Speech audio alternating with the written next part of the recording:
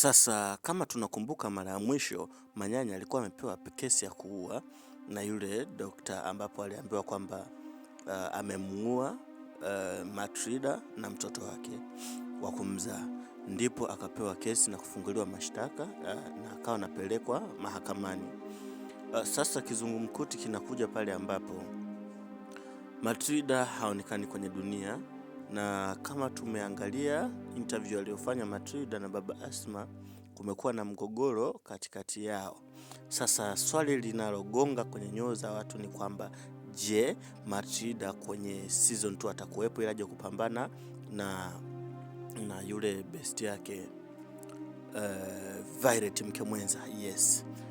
Sasa kizungumkuti kingine ambacho kiko kwenye macho ya watu ni kwamba kuna warembo watatu wamekuwa wameibuka katika series ya Dunia. Je, yupi mkali? Jibu kwenye comment.